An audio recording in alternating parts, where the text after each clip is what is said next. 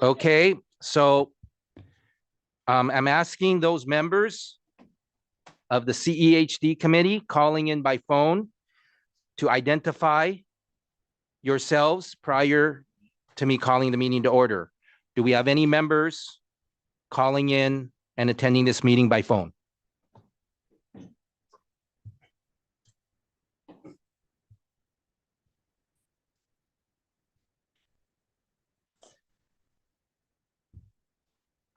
Okay.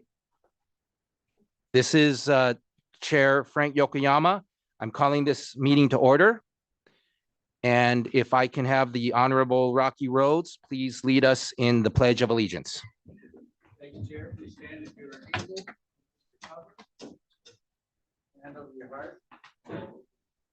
I pledge allegiance to the flag of the United States of America and to the republic for which it stands, one nation under God, indivisible, with liberty and justice for all.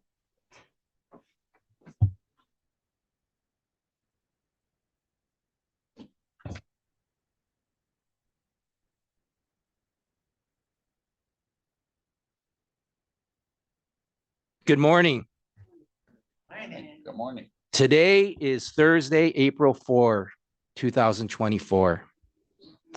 And I just want to say I'm looking at the room and we have a full room. It's awesome. Really good. I'm really happy to see all of you today. Thank you for attending the meeting in person, and thank you to all of those who are attending online. I'd like to say welcome to those members who are joining us today in person at SCAG's Los Angeles offices. Prior to calling the meeting to order, I would like to ask members who are calling in by phone to identify themselves. I've already said that. As a reminder, if a member of this body is attending remotely but is not at a location specified on the agenda, they may observe and comment as a member of the public, but may not participate in any member discussion or voting of this body. We are holding this meeting in compliance with Brown Act rules relating to telephonic video conference meetings. SCAG offices are open for members of the public to attend and participate in person.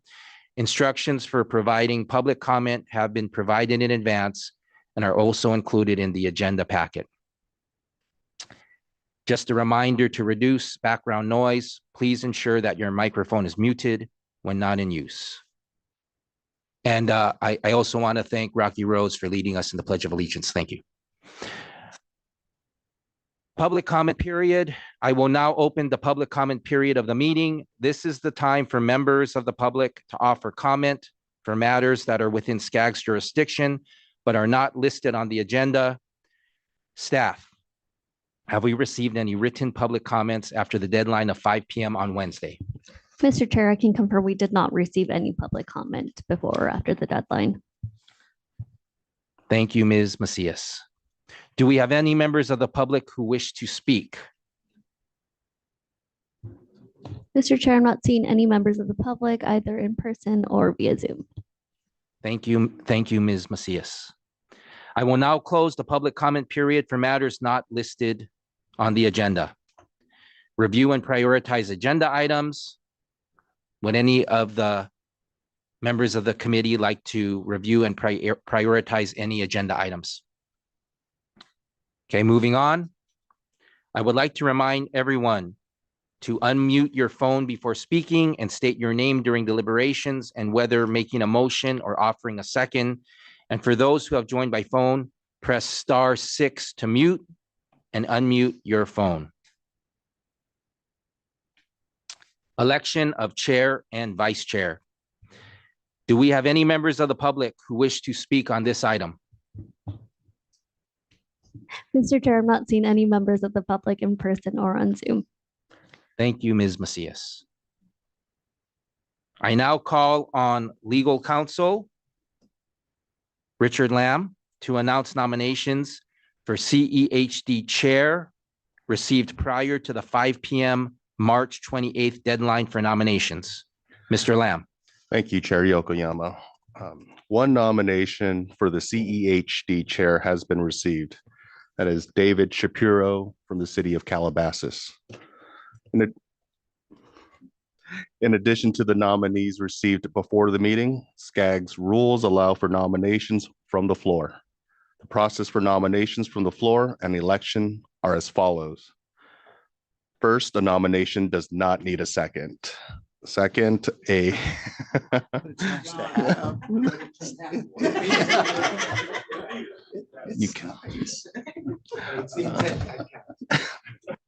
a member can nominate themselves. Please raise your hand or your name placard to be called upon and announce your nomination. After additional nominations have been received, if applicable, council will repeat the names of the nominees. Seeing no more nominations on the floor, at that time, we will offer each candidate an opportunity to address the committee and leave brief comments. Please limit your speeches to 3 minutes. Then we will turn the vote over to the clerk, who will take a roll call. You will vote by naming the person whom you'd like to cast your vote for chair. I now open the floor for nominations.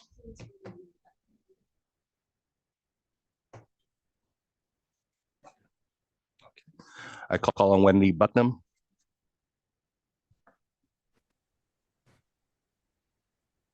Can you hear me? Can you hear me? Yes, we Yes, can. we can hear you, Thank- Wendy. Thank you. I have no additional nominations from the floor. I'd like to move David Shapiro. Thank you, Member Bucknam. I think at this time it would be appropriate to call, well, it would not be appropriate to take a vote since we only have one nomination. Let's move on to the vice chair.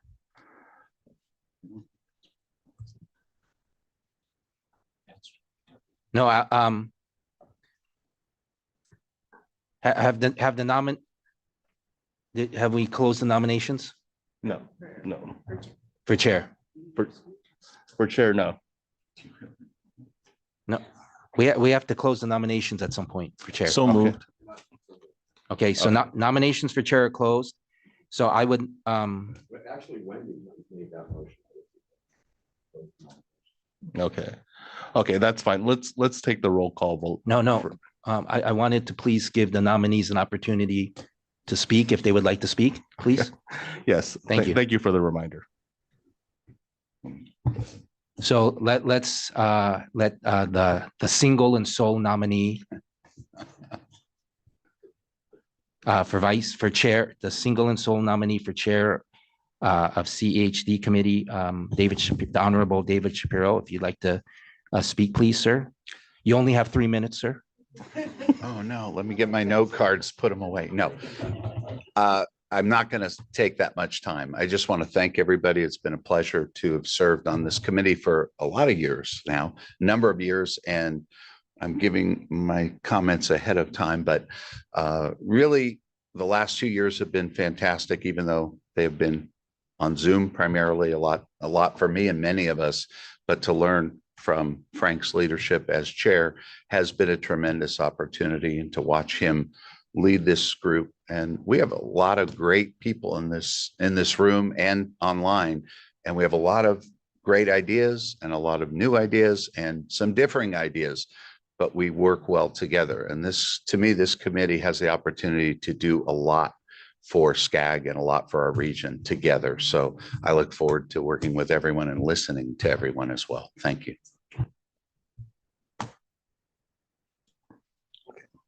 Okay, I think now it's appropriate for the clerk to take the roll call vote, please. All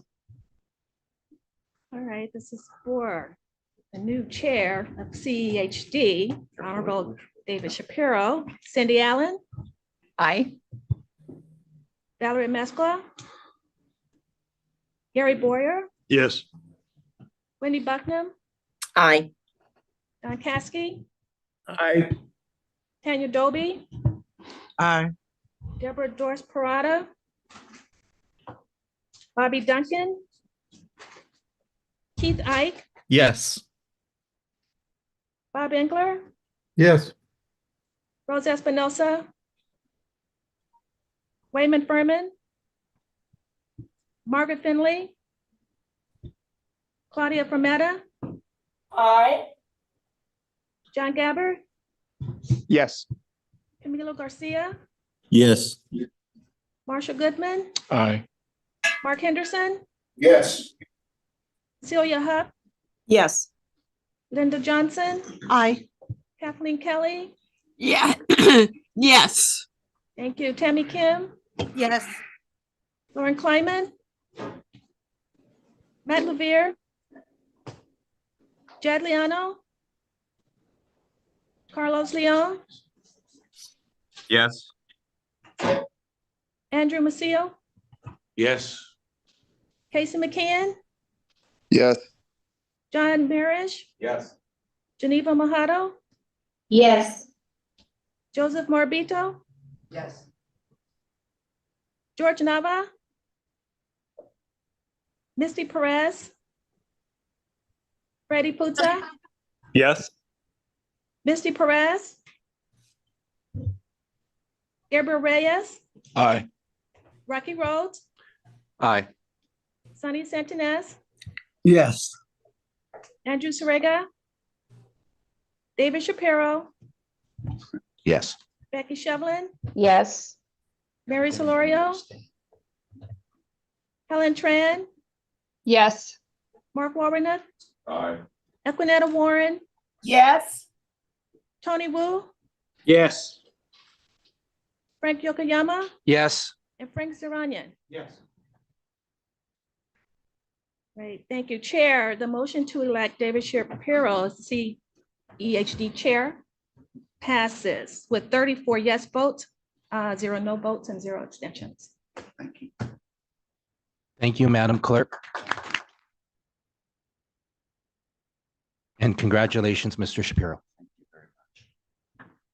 Thank you very much to everybody.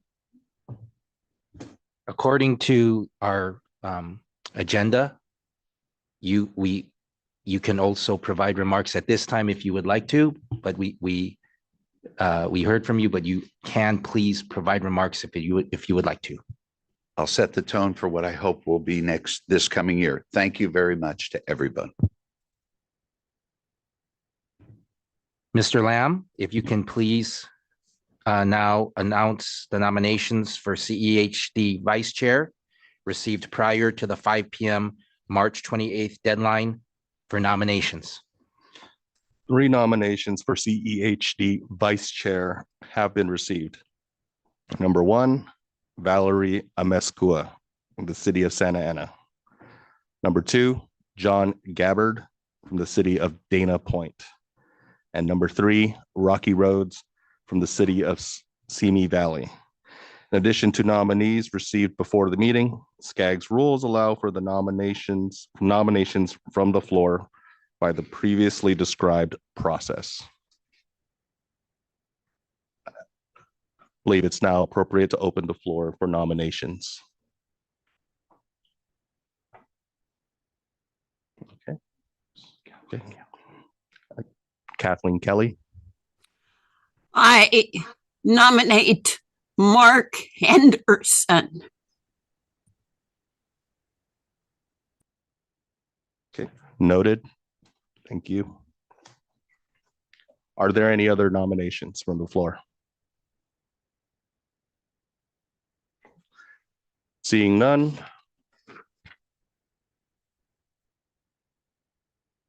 We will now vote on candidates for the CEHD Vice Chair. Oh, sorry about that.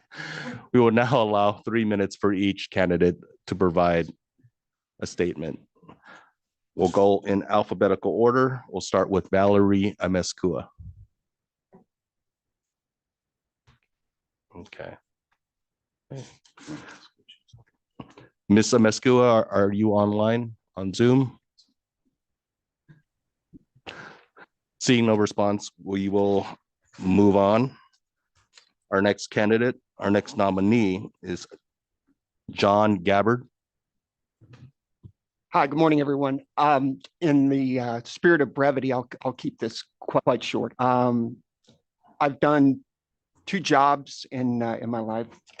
One has been in the housing industry, and from every level, from digging trenches all the way through to being executive in the home building industry.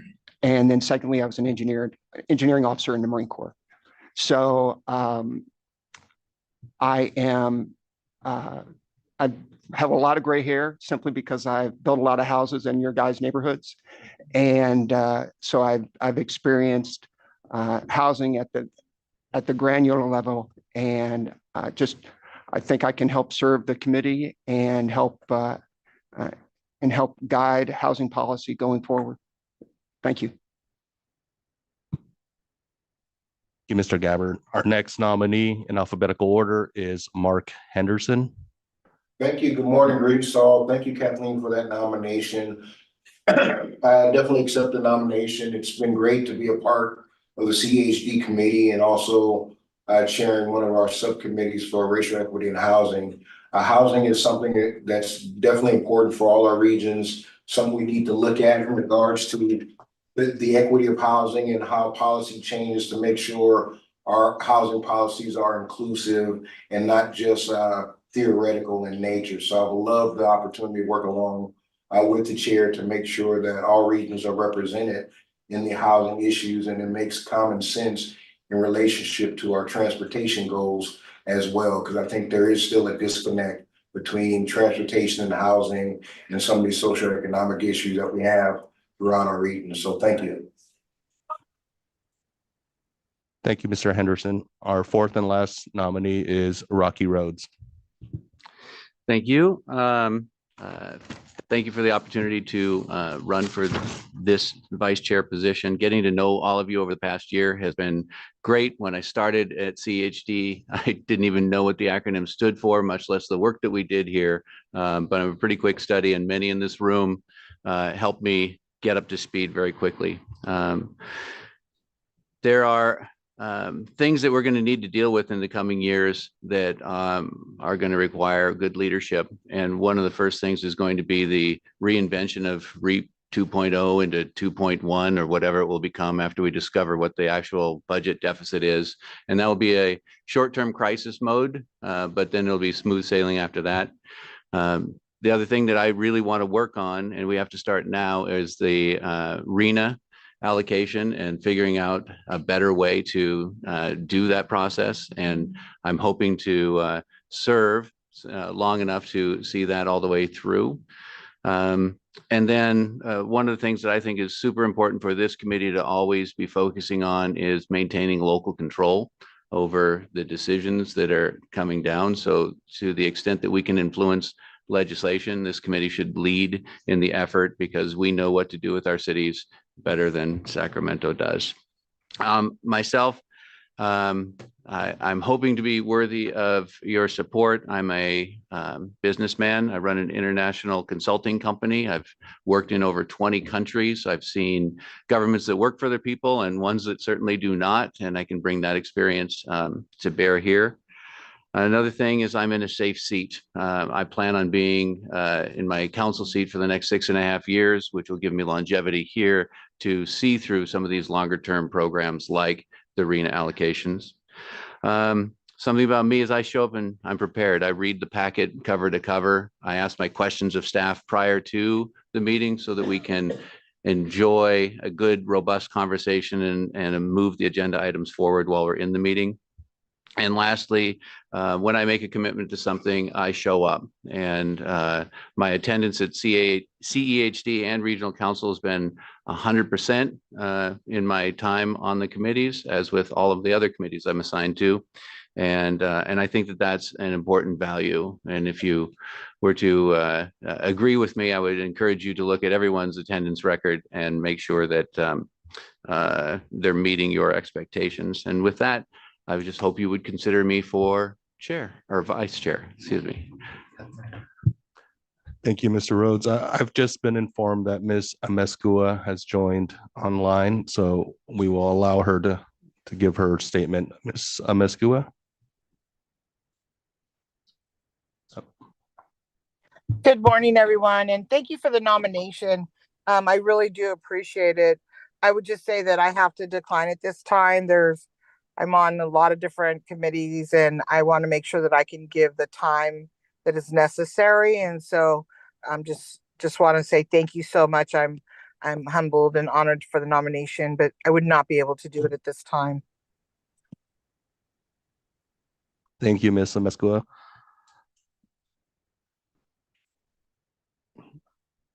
Okay. We will now vote on the candidates for CEHD Vice Chair. Okay. We'll take a roll call vote, but when called, please state the name of the candidate that you would like to cast your vote for.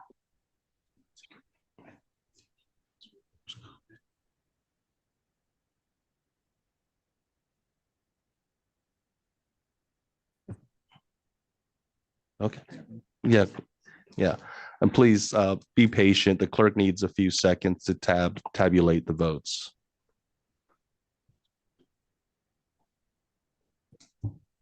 Cindy Allen, Okay, all good candidates, but I'm going to place mine for John Gabbard of Dana Point. Valerie Amezcua. Valerie Amezcua. Oh, okay. Gary Boyer, Rocky Roads.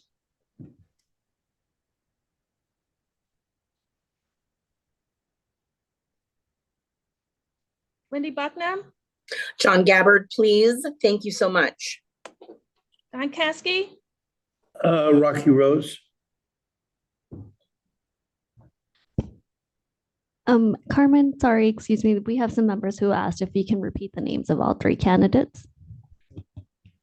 The three candidates or nominees are John Gabbard, Mark Henderson, and Rocky Roads.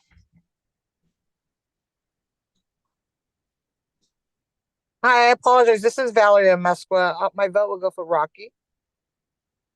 thank you.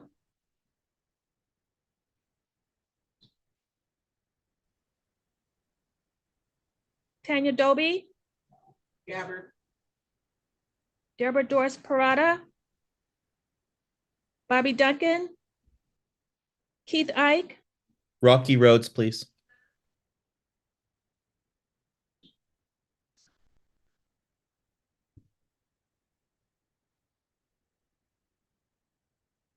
Bob Engler, Rocky Roads.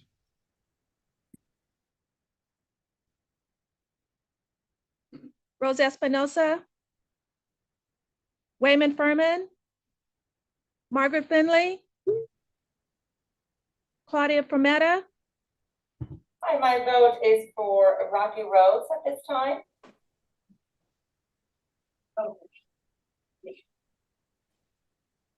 John Gabbard, Gabbard. Camila Garcia, Rocky Roads.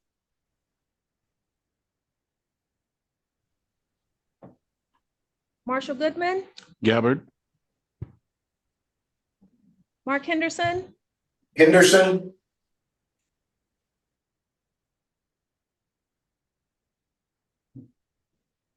Cecilia Huff, John Gabbard, Linda Johnson, Rocky Roads.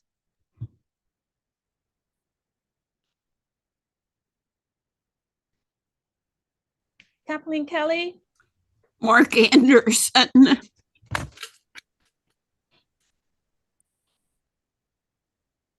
Tammy Kim, Irvine for John Gabbard. Lauren Kleiman, Matt Levere, Jet Liano, Carlos Leon, Andrew Macio, Rocky Roads. Casey McKeon, Gabbard. John Marish, Roads.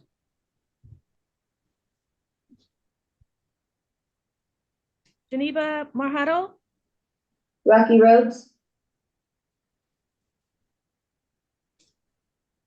Joseph Morabito, John Gabbard. George Nava, Misty Perez, Freddie Puzza, John Gabbard. Gabriel Reyes, Rocky Roads.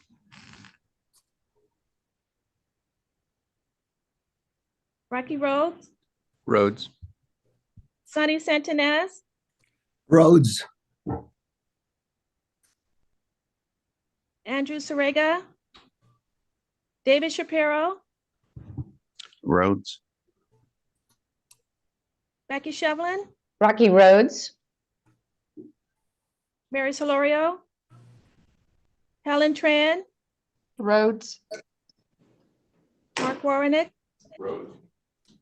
Equinetta Warren. Roads. Ma'am, could you repeat that? Rocky Roads. Thank you. Tony Wu, Mark Henderson. Frank Yokoyama, Rocky Roads. and Frank Zarania. Thank you. So Chair, we have, I'll just name the votes here. John Gabbard with 10 yes votes. Mark Henderson with 3 yes votes. Rocky Roads with 21 yes votes for the CEHD Vice Chair.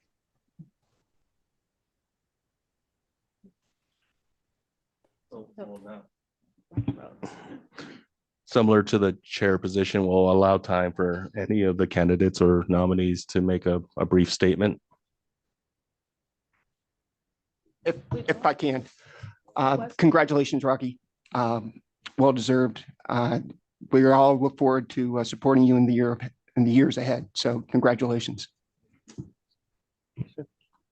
Close the vote. And I'd like to say that, I have had the I've had the opportunity to know, and on this CEHD committee, know and work with John Gabbard and Mark Henderson and with Rocky Roads. All 3 of them would have been great in the leadership of the CEHD committee. Thank you for your courage to put yourself out there and run for the position. You are all valued, important members of our committee. Thank you so much. And would Mr. Rhodes, would you like to see any words? Thank you, Chair. This is a group of really highly talented people. You wouldn't be in this room if you weren't. And as I'm grateful and humbled to get the support, and to the other people running, I look forward to working with you. And that's it. Thank you.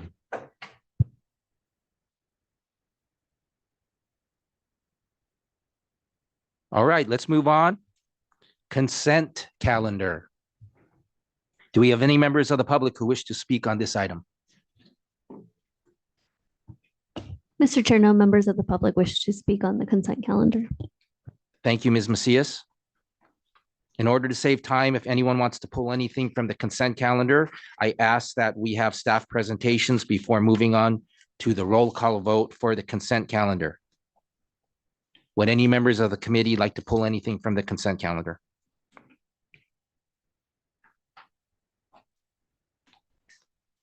Okay, then let's move on. Would anyone like to make a motion to approve the consent calendar, agenda item number 1, and receive and file item number 2? So move, Downey. Second. Who made the motion, please? Downey.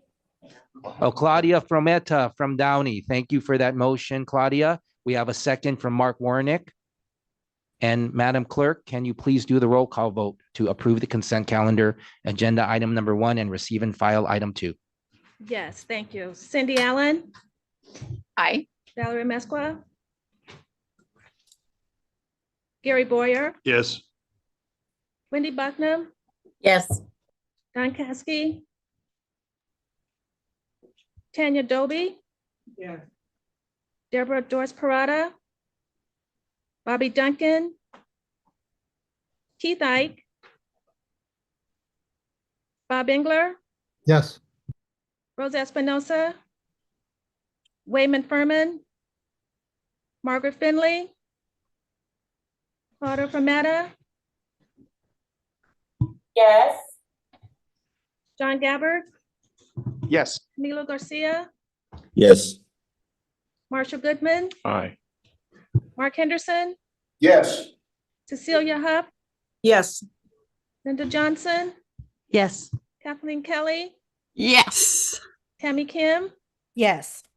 Lauren Kleiman, Matt Levere, Giuliano, Carlos Leon, Yes. Andrew Macio, Yes. Casey McKeon, Yes. John Marish, Yes. Geneva Mojado, Yes. Joseph Marbito, Yes. George Nava, Misty Perez, Freddie Puta, Yes. Gabriel Reyes, Yes. Rocky Rhodes, Yes. Sonny Santinez, Yes. Andrew Sarega, David Shapiro, Yes. Becky Shevlin, Yes. Mary Solorio, Helen Tran, Yes. Mark Warrenet, Aye. Equinetta Warren, Yes. Tony Wu, Yes. Frank Yokoyama, Yes. and Frank Serranian. Yes. Thank you. Keith Ike votes yes this too. is the- Sorry. This is Don Caskey. I didn't hear my name called. I'm a yes vote. Thank you. Chair, the consent calendar items 1 and receive and file item 2 passes with 33 yes votes, 0 no votes, and 0 abstentions. Thank you, Madam Clerk. And thank you to the committee for approving the consent calendar. I just want to remind the committee for the future, we have the agenda, we have the consent calendar item number 2, CEHD agenda outlook and future agenda items. Just a reminder, that is the opportunity for you, the committee members, to give your input about future agenda items for this committee. You are always welcome to pull that item from the consent calendar so that you can bring up future agenda items for this committee. Thank you. Now let's move on to information items. Number 3, tribal data needs assessment for tribal resilience project. Do we have any members of the public who wish to speak on this item? Mr. Chair, no members of the public wish to speak on item number 3. Thank you, Ms. Macias. This is an information item. In 2021, the Regional Council adopted the Inclusive Economic Recovery Strategy, IERS, to advance SCAG's role in promoting equitable regional economic recovery and growth. SCAG received one-time grant funding from the state to implement core recommendations developed in the IERS. Recognizing the unique economic development and data needs of our tribal partners, SCAG is collaborating with the Brookings Institution on one of the deliverables under this grant, the Tribal Data Needs Assessment for Tribal Resilience Project.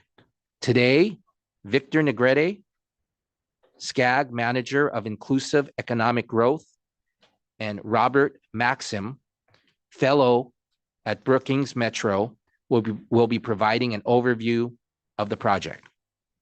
I will now turn it over to Victor to kick off the presentation. Victor?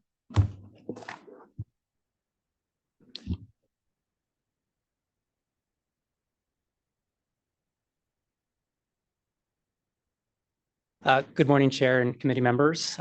As Chair Yokoyama mentioned, my name is Victor Negrete, and I'm the Manager of Inclusive Economic Growth at SCAG. It is a pleasure to be here today to provide an update on the Tribal Data Needs Assessment for Tribal Resilience Project, or Tribal Data Needs Project for short.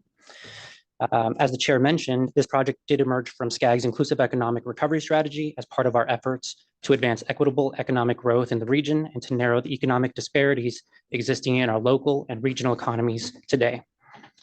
To realize these goals, it's essential that we engage our tribal partners and indigenous communities in Southern California in shaping a path towards a more inclusive economy. As such, SCAG is delighted to be collaborating with the Brookings Institution on this study to understand the unique economic and demographic data needs of our tribal communities and hopefully offer insights to support tribal leaders in meeting their own needs as sovereign governing entities. Today, Robert Maxim from the Brookings Institution will be joining us virtually to share an overview of the Tribal Data Needs Project. Robert Maxim is a fellow at Brookings Metro. Maxim conducts research and designs policy proposals exploring how technological change and other economic trends affect people and places. His recent work has focused on measuring federal investments into place-based industrial policy, developing more inclusive state innovation economies, broadening access to highly digital employment, and supporting the missions of regional public universities.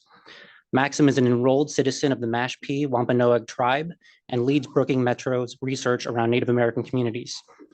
His research has focused on the exclusion of Native Americans in US federal government data sets, as well as how federal data misrepresents Native American identity. He has also conducted research on Native Americans' access to the remote work economy and the role of Native American community development financial institutions in tribal economies. Within Brookings, he has led efforts to resurface the institution's historic engagement in tribal communities, including the landmark 1928 Merriam Report, and to engage with Native-led organizations on enabling future research centering Native American people. With that, I'll turn it over to Rob Maxim online. Katapatash, thank you, Victor. And Katapatanamu, thank you all to the chair and members for having me here today. Wami, good morning, everyone. Natasui Sapuna, Kishki Katahanet, Nuwampanom Ka Nutomas Masipia. As Victor mentioned, my name is Robert Maxim, and I'm a fellow at the Brookings Institution and an enrolled citizen of the Mashpee Wampanoag tribe. We are the indigenous people of southeastern Massachusetts. I'm really grateful to be with you all here today to talk about this Tribal Data Needs Assessment project that we've recently kicked off in partnership with Victor and his team. So just to give you all a bit of background on how this project came about, first, I'll just say we're excited to engage with SCAG. As I'm sure you all know better than I do, Southern California is really a hub for indigeneity in the United States. In addition to the 16 federally recognized tribes in the SCAG service area, there are a significant number of tribal reservations and governments in other adjacent counties. And of course, Los Angeles is home to either the most or the second most Native people of any city in the United States, depending on the source of measurement that you use. And finally, more broadly, California has the largest Native American population of any state in the country. So there's a lot of opportunity to engage here with Native leaders and Native thinking. But on data around Native nations, Native communities, and Native people, both in the region and in the US as a whole, there's a lot still left to be done, and there's a lot of incomplete work out there. One of the things that I write about is how inaccurate data has downstream effects on communities. It makes it harder for tribes themselves to make informed decisions around their citizens' well-being. It makes it more difficult for state and federal agencies and regional agencies to understand how tribes and Native people are faring. And it degrades the quality of research around Native people and Native nations, something that we at Brookings care deeply about. So what we're aiming to do with this project is really to take the first steps toward developing a Southern California-based tool that provides a high visibility look at economic progress and well-being of indigenous peoples in the SCAG area. This project grew out of Brookings's landmark Black Progress Index. This is an effort created by my colleagues Andre Perry and Jonathan Rothwell. The Black Progress Index measured the factors contributing to the well-being of Black Americans on a county level in communities across the United States. And in doing so, it provided the first comprehensive look at the places whose economic and political conditions led to the highest and lowest life expectancy for Black Americans, allowing them to identify community characteristics that enable Black Americans to thrive. My work at Brookings, meanwhile, has focused on how Native Americans are systemically misrepresented or excluded from government and non-government data sets. So if there are, Native folks in the room or on the call, I'm sure you're familiar with the scenario, right? You see a data set and they have data for Black, white, Latino, Asian, and other. Or they include a column for American Indians and Alaskan Natives, but all it has is an NA underneath it, or no data at all. It's the trend that the National Congress of American Indians has referred to as the asterisk nation. So this is the type of underrepresentation that my research aims to change. And about a year ago, Victor and his team approached us about the possibility of creating a Black Progress style index for Indian country. But of course, sure enough, when we did some additional data analyses, we found that actually there isn't even enough publicly available federal data for us to build this type of product for Southern California or anywhere. So that led us to envisioning this project instead. And so this project will be really a first step to determining three things. First, what data currently exists for Indian country and what are the shortcomings that exist in that data that other communities don't need to deal with. Second, what are the data needs of tribal communities themselves? In the US, economic and health data is often collected to serve the needs of the federal government and in sometimes states and municipalities. These entities don't often consider tribal needs when they're collecting data. And that's why public economic and health data often does really not a great job at all of representing Indian country and the people in it. And then third, what are the data needs of Native people living outside of their communities? So I'm one of those people, for example. Some would call me an urban Indian. Native people living off of tribal land, which is the majority of Native people, really have different needs and often a different relationship with their tribal governments than those who live on tribal land.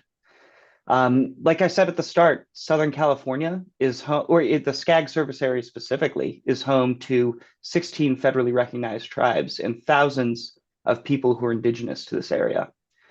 But it's also home to tens of thousands of indigenous people who come from elsewhere, whether they're Lakota or Navajo or Cherokee or Quechua. And we think it's important that SCAG think about how it engages with those people, as well as the tribes who have really been here since time immemorial. So that's an ambitious set of questions. And as you can see, we don't have a ton of time to answer them all. We really have the next 9 months. So we are not going to be able in this project to definitively answer everything we're setting out to research. But what we do want to do before the end of this year is to put a stake in the ground on some of these questions and begin helping the region think in greater detail about how it engages with tribal partners and the Native people who live here. So this spring, we're hoping to hold a variety of stakeholder engagement sessions through a combination of both virtual and in-person meetings with partners such as the Tribal Alliance for Sovereign Indian Nations, TASIN, organizations that serve Native American communities, and regional government entities that work with tribes. We're also aiming to make at least one trip to the region this spring and then others throughout the year. In parallel with those engagement efforts, we, of course, being Brookings, are going to be conducting research to identify the shortcomings in federal and state data collection around tribal and indigenous communities. And then after the summer, we're really going to want to put together some draft findings, and we'll likely want to continue engagement and conversations with tribal leaders and partners in the region throughout the year, including in the fall, where we really want to re-engage, be in the region, be on the ground, and test some of our hypotheses with regional leaders. We'll likely want to come back and hold additional in-person meetings and roundtables, go through our initial findings, and course correct based on feedback that we get from folks in the region. That's a huge an important part of our work at Brookings is making sure that everything we do, we have community and regional input throughout. And then finally, we're aiming to co-publish with SCAG a public-facing report in December. So that's a really quick timeline. Because of the length of time that we have to work on this project, it probably won't be able to be the definitive document on all of the data challenges facing Indian country. But what we do hope is that this can be a substantive contribution to the literature and a helpful tool for SCAG and the region and really the state to begin taking some initial steps to improve data quality for tribes and Native people. So with that, I will say Katapatanamu, thank you all for your time today. So this is Victor's contact info, but if you want to reach me, my email is rmaxim, M-A-X-I-M, at brookings.edu.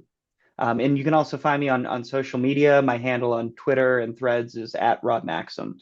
And I'm really looking forward to working with all of you and happy to take any questions if folks have them. Thank you, Robin. That concludes our presentation. Thank you, Victor. Thank you, Robert. I will now entertain comments from members of the CEHD committee. Just a reminder, if a member of this body is attending remotely, but is not at a location specified on the agenda, they may observe, but may not participate in any discussion or voting of the body. I please call on Mr. Andrew Maciel. Yeah, thank you. I just want to say that early on when this was beginning to surface, I did work with Victor and others here at SCAG and helped out in terms of identifying where some of these resources are located and also where the sort of tribal government leadership lies within the Southern California structure. Because as he mentioned, the Tribal Alliance of Sovereign Nation, that's one of the largest group that is segregated within the region. That's not on purpose. That happened years ago when tribes were being sued for gaming operations in California. And so the Central District modified and created this organization. But in addition to that, there's like the Southern California Tribal Chairman Association. Out in the desert, there's an organization called Three Feathers, which is three of the major tribes, Kuya tribes. So I just want to say, and I'm going to lend myself in terms of offering guidance on this, because obviously myself and Geneva and Councilman Murphy, we work in this atmosphere every day. And that I think the tendencies that I shared with them early on is that tribal governments are tribal governments in terms of independent sovereign nations as they stand. And the collective part, some might have them to request specific meetings with specific tribes. So I think we need to give the latitude in terms of acquiring that. But Mr. Chair, I'd be more than happy to lend my support and assistance in guiding this through. Thank you. Duly noted. Thank you, Honorable Maciel. I call on Geneva Mojado. Good morning. Thank you, Robert, for the presentation, and thank you for your efforts in trying to collect the data. Oh, that background, sorry. But I just like Mr. Maciel said, I'm in full support, and I will do what I can too as well to connect you with tribes. Like he mentioned, Tassin has 11 or 13 tribes of those 16. So definitely making a presentation to Tassin to get the information would be very, very helpful. So I'm here to support as well. Thank you.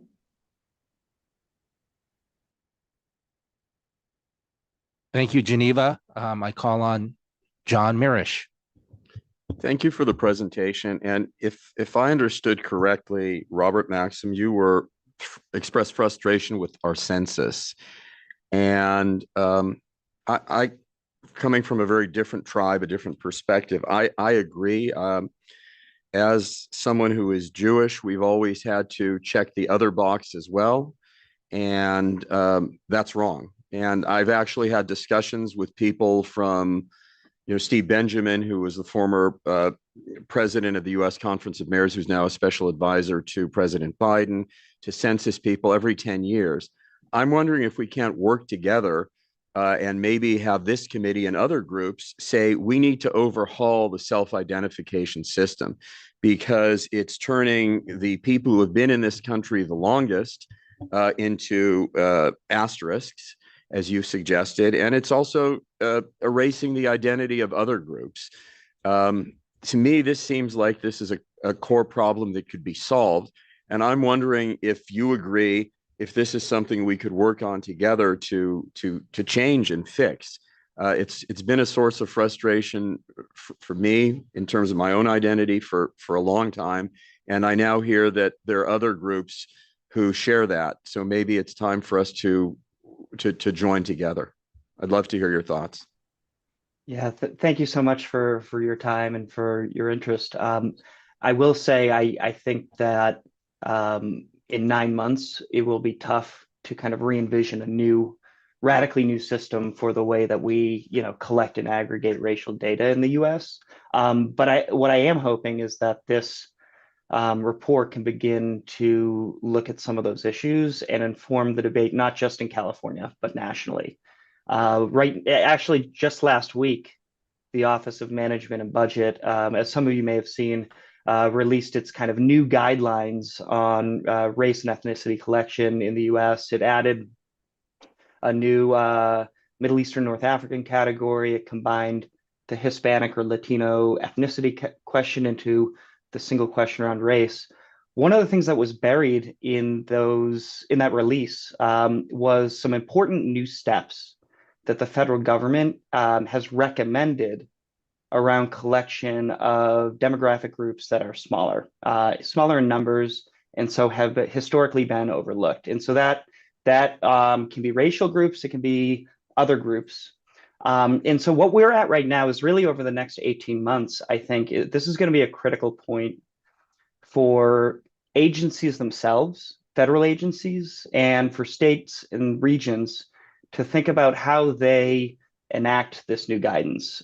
This moment is almost more important than the new guidance. And so I think that this research is coming out at a critical time because it will really help inform, the debate, but also the policy around how this new guidance on data collection for smaller groups, how we break out data, whether that is on Jewish communities or whether that is on different tribes, right? Who often are small enough that we're lucky if the American Indian category gets included, let alone individual tribes, right? And so this moment's really critical for that. I'm really looking forward to engaging with Victor on this because I think there could be some opportunities for us to talk about how some of these considerations affect other communities as well, right? Certainly American Indians and Alaska Natives aren't the only people being affected by this. So I really appreciate you raising that point because it's definitely an area that, we can think about when it comes to smaller populations more broadly.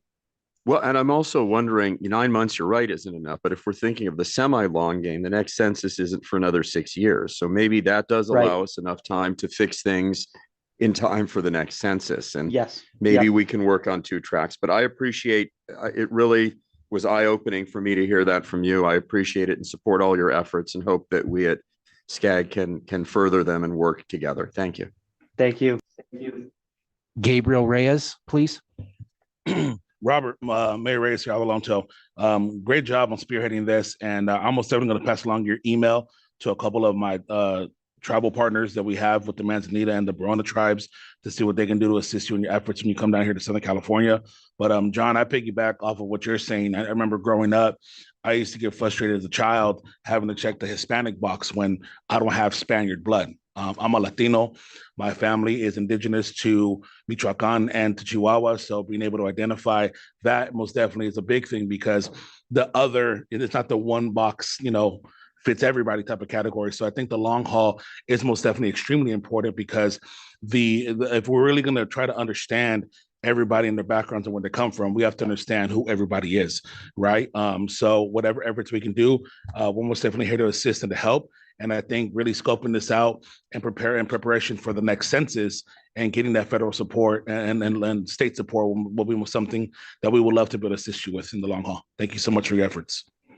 I appreciate that. And I'll just say, when our data nationally, when we looked at it at first, one of the things that folks I don't think realize unless you're living in the community is that about a third of American Indians are Latino in some capacity. And our tribal chairman for a long time, he was Latino. And so when you aggregate data in that way, you're erasing about a third of Native people. They're being counted in a different category. And so I really think one of the things in that is particularly of relevance for Southern California. I bet that number is much higher. And we're looking forward to looking at that data in the context of the SCAG region, because that is absolutely something, your exact experience that you're talking about, that will be relevant for, I think, a lot of folks in the region.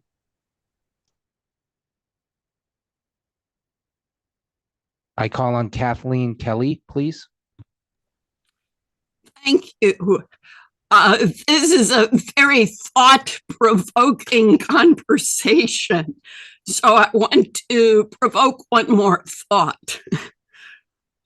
Is there conversation in the course of your work, Mr. Maxim, about halting this equivalency between race and ethnicity?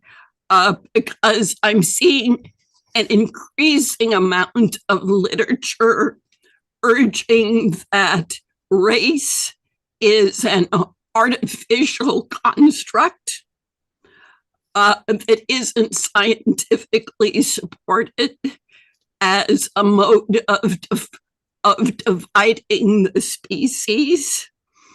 And some would urge that by perpetuating its use, we're doing damage. Ethnicity, as evidenced by the speakers, is very real and very defining for people's sense of identity. Can you speak to that? Yeah, absolutely. I think what you're getting at is actually bringing us a little bit back to Mr. Mearish's point as well around how our work at Brookings and how your work at SCAG affects, the census and the terminology they use and the way they go about collecting and aggregating data. So I'm not a demographer, but what I can say is that when I talk and write about tribal communities and Native Americans, I don't typically do so from a position of race or ethnicity. I write about Native people as people that are citizens of tribes and who are descended from the indigenous peoples of the Americas. So just as I am a citizen of the United States of America, I'm also a citizen of the Mashpee Wampanoag tribe. My father is Wampanoag, he's Native American. My mom is white.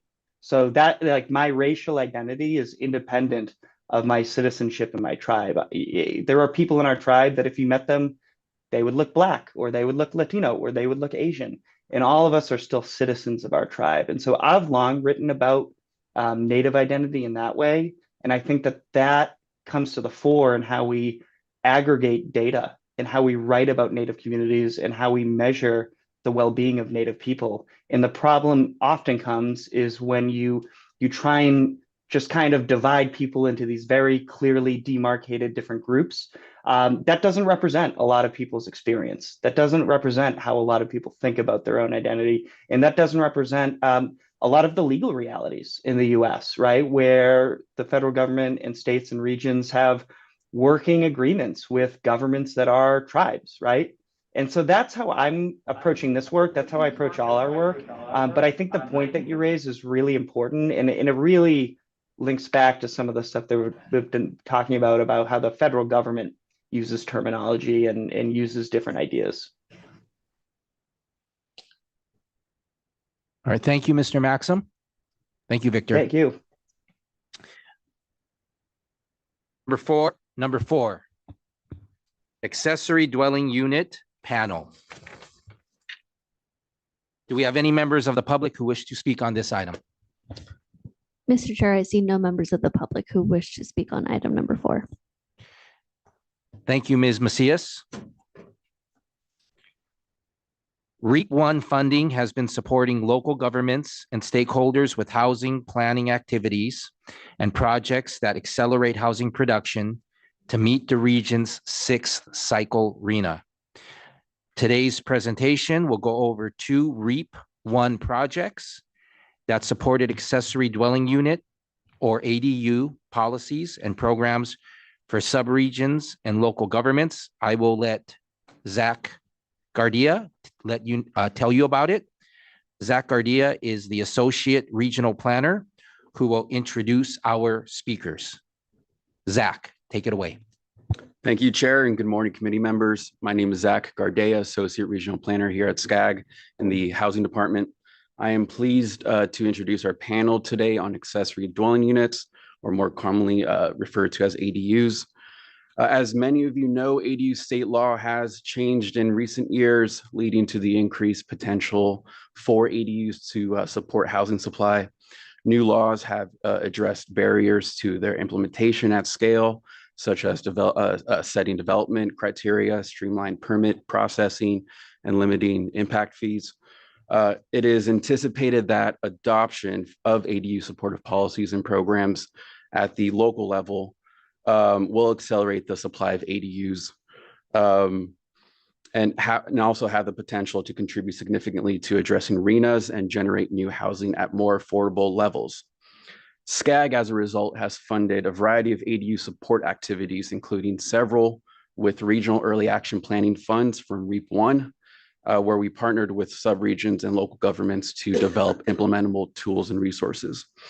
And you'll hear a lot more information on 2 of those efforts here in our presentations. We have 2 speakers participating remotely from for our panel today. First up is Ashley Huang, who is a senior associate at AECOM and who served as the consultant project manager on a SCAG-funded contract that provided technical assistance to 3 of our cities to help develop a variety of ADU tools. Ashley will present an overview on and key takeaways that can serve as lessons learned and best practices for other cities in the SCAG region. Our second presenter is Marnie Primer, who is the executive director at the Orange County Council of Governments. Marnie and OCOG spearheaded a joint venture with Ventura County COG and Gateway Cities COG on a project that developed a suite of tools to assist residents to learn more about the process of financing, permitting, and constructing ADUs. After both presentations, we will open it up for any questions that folks may have. So with that, I will turn it over to Ashley to kick us off, followed by Marnie. Ashley, all yours. Great. Thank you, Zach. Good morning, everyone. As Zach mentioned, my presentation will focus on the Los Angeles bundle with Santa Monica and Pasadena. So I'll briefly touch on the project overview and the outreach that we conducted, and then we'll share the technical work that went into it that informed a lot of the planning tools.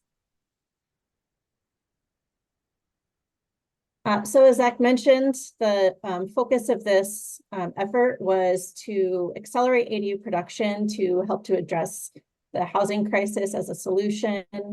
And so we assessed and looked at how we could modernize permitting processes and policies in the city to use as a model for other cities as well.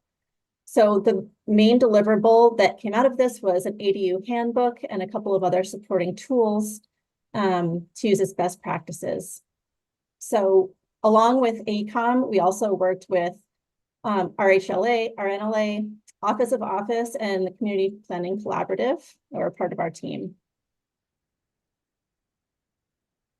So we've bundled the deliverables into technical work and planning tools. So the technical work was really kind of more of the behind the scenes assessments that went into informing the handbook and the design options. So we did a needs assessment. We conducted interest and experience surveys in the communities. We assessed opportunities and constraints, researched financial assistance programs, looked at how cities could monitor and assess their programs, and looked at how to help with legalization. And so in addition to the handbook, we also developed a set of prototype design options, a checklist and process diagram, an online cost estimator tool, and an ADU-focused permit application. And so just briefly on the outreach that we conducted, so each of the cities conducted 2 workshops to review the goals with the community, talk about ADUs and how they serve state and local housing needs, talked about state law and city regulations as a primer, presented findings and recommendations from the technical work, and then reviewed the tools and solicited input at those phases to help inform the final tools. And each of the cities also conducted study sessions in different forms. So across the 3 cities, we heard a lot of the same questions and the same interests. So questions tended to be around regulations. There were a lot of very focused questions on specific situations that people were interested in, but also general on permitting process timelines, funding, how to access resources like contractors and health and safety issues. And interests were focused kind of on pre-approved ADU programs and learning more about that, funding, different types of ADUs, and different ways that the community could learn more information. So I'll touch on each of the technical reports that we conducted. The first is the needs assessment report. So we looked at the city's ADU ordinances and updates and outlined best practices for them to consider. We did an analysis of their ADU applications, permits, and permit completions over about a 5-year timeline, and then looked at how they could address staffing needs to support compliance with state law, and then made recommendations to improve processing, streamlining, and updating policies. And so with the interest and experience surveys, the interest survey was really to get a sense of, are people in the community curious about building ADUs? What type of ADUs are they interested in?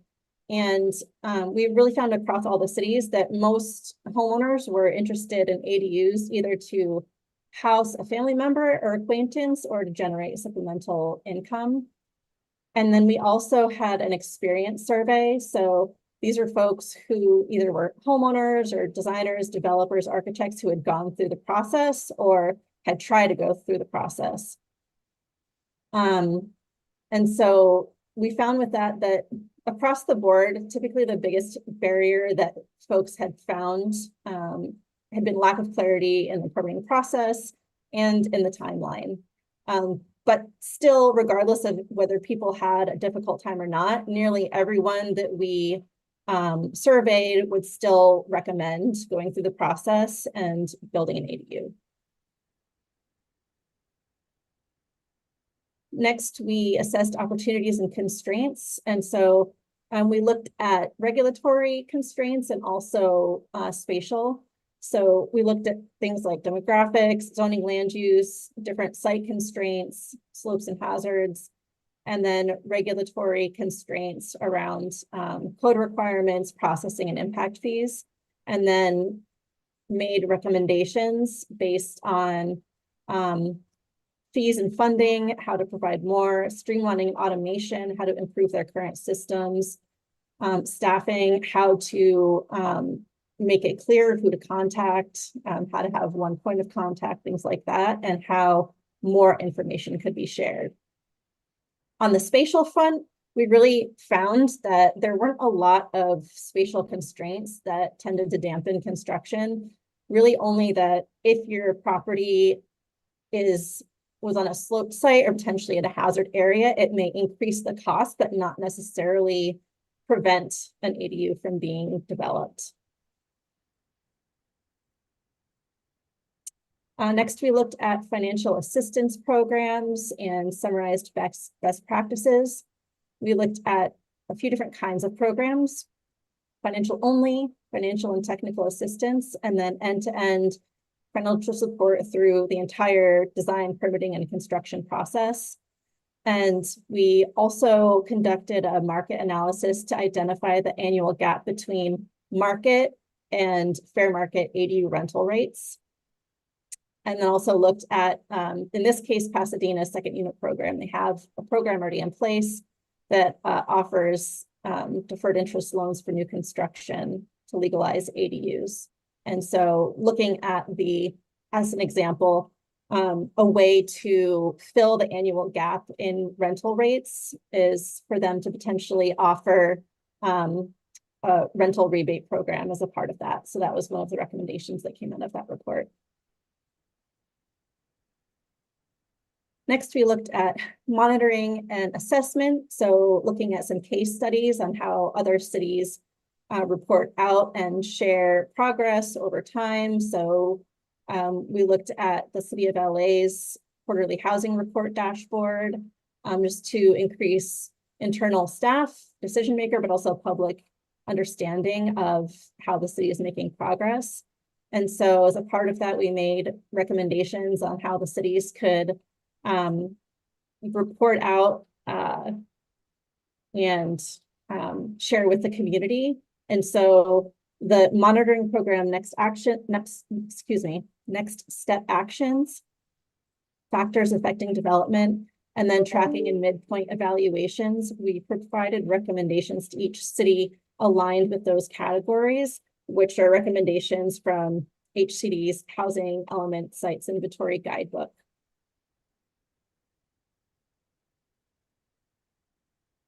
And then we looked at understanding the extent of legalizations in the cities and looking at case studies from other jurisdictions on how they make it easier for folks to legalize existing non-conforming units.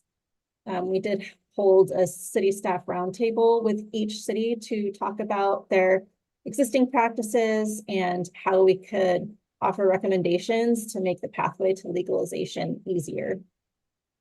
And so recommendations around that were things like community education. Do people even know that they can legalize without any penalties? Standardizing fees. How do we make it easier and more financially feasible? Building inspections. How do we make the process easier? And then how do we leverage nonprofit partners to help with legalization? Okay, so those were all of the technical reports that informed the planning tools. So to start with the handbook. So the intent of the handbook is really to kind of cover everything that someone would need to know about building an ADU on their property. So it talks about all of the rules governing ADUs, how to figure out what kind of ADU will work on your property, what are the different types of ADUs and the costs associated with them, and what are the different steps, and then there's FAQs and links to different resources. So this is just a cut from one of the pages. This is the process overview page. So it takes you from the first stages of deciding and what you need to consider through the design phase, permitting, and the building phase. And the focus was really to be something that gave very clear visual examples in an easy to understand way, and something that would be really accessible to folks of all different levels of understanding. Next, we worked with RHNA and Office of Office to prepare 5 different prototype design options of various sizes and layouts. So the different options that were selected were based on past trends in production based on each city, different neighborhood and site considerations and regulatory considerations. So there were some common themes. As far as type, we looked at detached new construction and garage conversions. We tended to have more of the 1-bedroom first floor design options, but also included a couple of 2- and 3-bedroom options. And then focused on 1-story design, but there was also a 2-story option as well. And so this just gives you an idea of what one of the design options looks like. This is a 1-story, 2-bed, 2-bath, 700 square foot option. So it gives you a visualization, but then also a sample site layout and a floor plan, just so that folks can wrap their head around what it would look like on the ground.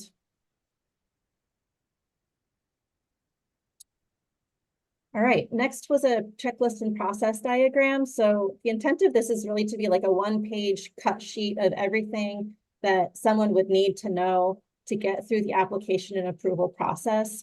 So it takes you from design to build again, and gives some rough timelines so that people know what to expect, but also is realistic with some of the, nuanced situations that may cause different differentiations and timelines.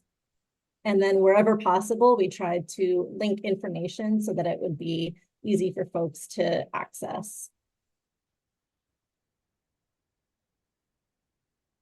And we did have a online cost estimator tool. So this is an interactive online estimator based on a whole range of different kinds of inputs, including specific site considerations, what type of unit will be built, if it's new construction or conversion, the different kinds of utility connections that are needed.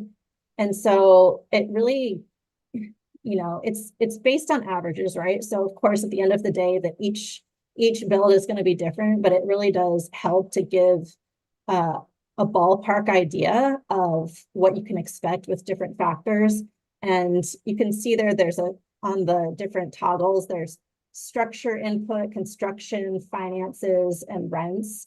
So it allows the user to really go in and play with the different levers to see how those decision points affect their construction cost, but also monthly rent and expenses.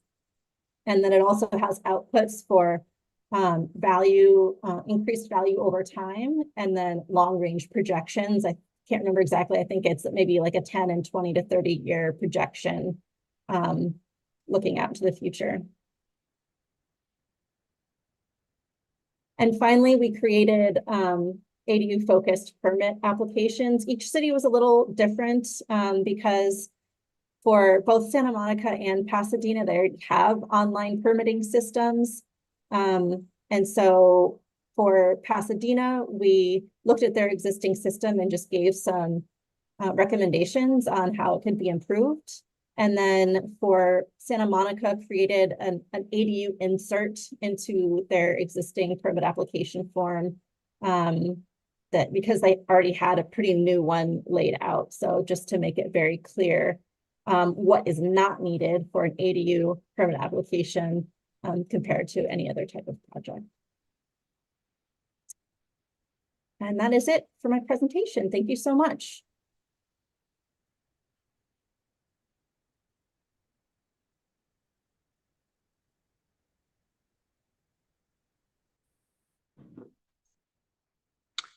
And then we also have a presentation from Marnie Primer.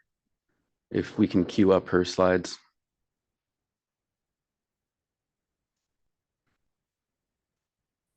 Morning, everyone.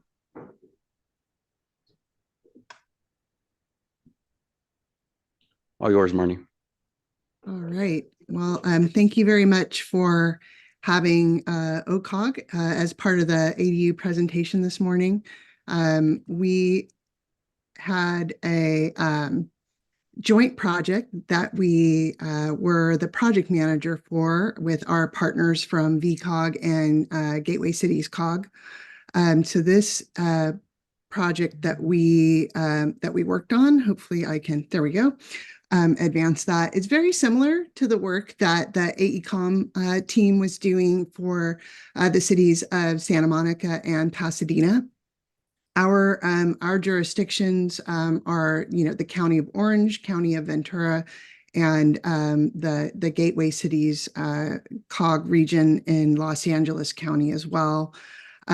So in addition to some of the ADU work that we'll be talking about today, we also had some other projects that were OCOG only.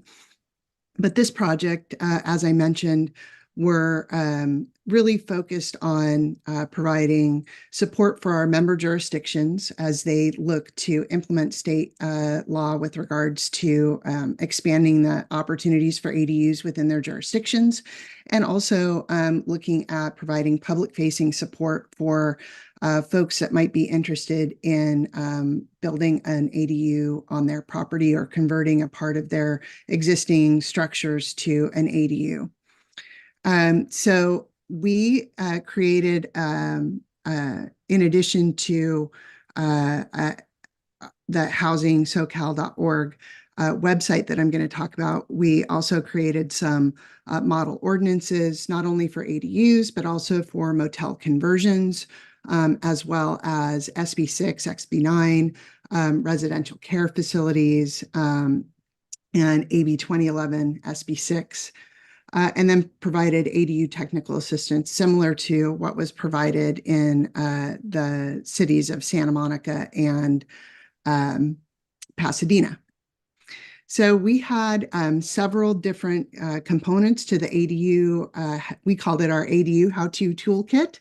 And this was really provided for our jurisdictions to be able to support their outreach efforts to their communities. So we provided handouts of different types that they could modify, customize, co-brand with the housingsocal.org logo that we created, and distribute that out to their communities. So FAQs, flyers, social media posts, different background information, and postcards. So if you're going to have a public meeting, we've got the information for you to share with your community, the mailers to send that out, and then the PowerPoint presentation for you to use when you're hosting your meeting with your community, the Q&A for folks that may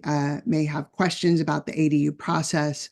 And we also created a checklist similar to the checklist that was created by the AECOM team. In fact, there's quite a few overlaps, and I think that's because we shared some consulting resources in the CPC team, which also supported this project. So we had 4 different types of ADUs that we were providing information to folks on: detached, converted spaces, and then junior ADUs as well. We also included information on recent housing legislation that was applicable to folks that were interested in building an ADU on their property. And our virtual town hall allows folks to move within the different stations and get information for each of the aspects that would be presented at a public hearing or a public meeting. So just a few references for you to see the different tools that we created for jurisdictions to use.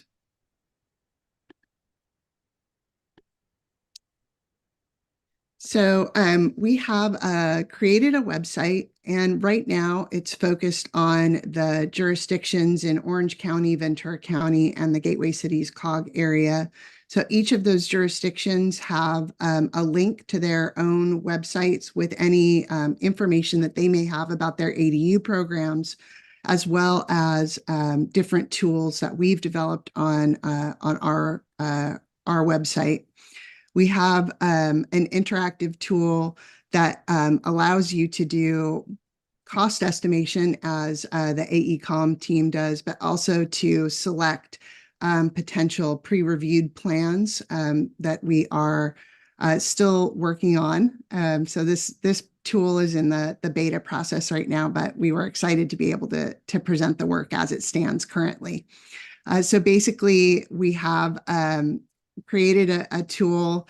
You come in, you have your terms of use. That's a very important part of having a website, making sure that folks understand what it can do, what it can't do, and so that jurisdictions are not, on the hook for something that it's not intended to use. It really is just an estimator.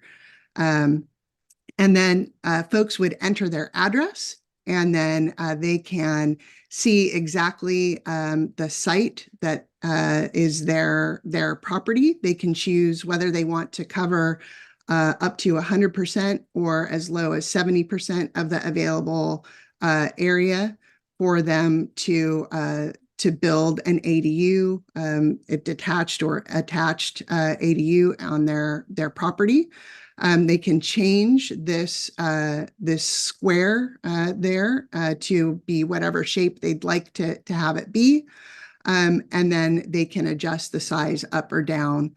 And then once they've done that, they're happy with the way it looks, then we take them to the plans gallery where they can select from a number of different plans. In this example, they've selected this particular plan. And then once they do that, it would then take them to the cost estimator tool that's very similar to the one that was developed with the AECOM team as well. And it really, again, focuses on the customization of the lot. So whether it's a level lot, sloped lot, in the coastal zone, in a wildfire zone, those different factors are included, as well as what they could expect if they were to rent it at an affordable unit market price, or if they were going to have a luxury unit or whatever they wanted to put on their property, and then what they could expect that to do to their property value, both near term and then projecting out over the time horizons. So very similar to what was developed by the AECOM team. And you can see 10-year, 20-year, 30-year projections there for the plans. At the end of completing your design, selecting your level, whether you want a basic, standard, luxury build, whether you want to do prefab, or whether you want to have a site-built plan, and the different types of ADUs that you might be interested in, you can print out the report. And also you can save the report for coming back later if you want to make adjustments. And then this is what it would look like when it's all printed out. You can take that with you to the planning counter. And if you've selected a pre-reviewed plan, that's a preferred plan by the jurisdiction that you're working with, that they have selected from publicly available ADU plans. So this project, rather than creating those sample designs, we're relying on designs that have been created by others and are already available in the public sphere, and then giving the individual building departments of each of our jurisdictions the option to pick as many of those plans as they'd like to be pre-reviewed for their jurisdiction. Folks will have access to the whole universe of plans that we have available, but if they pick a pre-reviewed plan, they'll know that that's a plan that their jurisdiction is already comfortable with, and will probably be able to expedite the review and permitting process. In addition to the online tool and the ADU toolkit, we also, as I mentioned, did develop model ordinances for a number of different topics, including ADUs. And also did develop some guidance for developing an ADU amnesty program and an affordable ADU program as well. All of these tools are available to our member jurisdictions through a portal on the website, so they can be accessed online. And assuming that we get funding in REAP 2.0, we hope to be able to keep these updated and current with state housing law and adjustments as needed. In addition, we created a number of different Housing for All videos that were on different topics related to creating housing in your community. And these are all available as well on the website. So we did create a video specifically for explaining ADUs and how those are available. We also have Spanish translations for the videos available and individual little snippets. So if you wanted to post something on your social media feed, we've broken down each of the videos into bite-sized pieces that you can then use in your social media feeds to promote ADUs within your community and other housing related topics, just explainers to try and help folks break down all of the really complex information that we all deal with on a day-to-day basis. So you can see the example here. I think this is, I hope, a video, and I think I have time to show that. Hope. All right, well, it does not look like our video is able to play. I'm sorry for that, but it is available on our website. And I would encourage you all to check that out if you're at all interested. I'm happy to answer any questions if there happen to be.